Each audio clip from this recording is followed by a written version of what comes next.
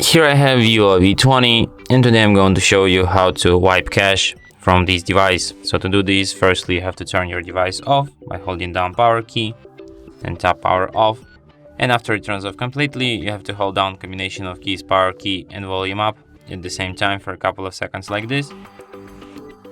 Then you will end up in this kind of menu.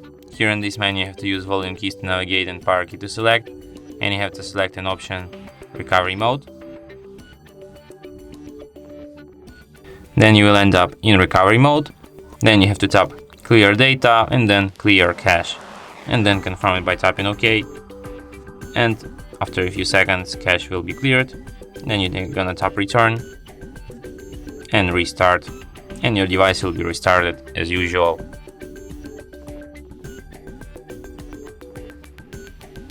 And that's it. Thanks for watching. If you find this tutorial useful, don't forget to hit that like button and subscribe to our channel.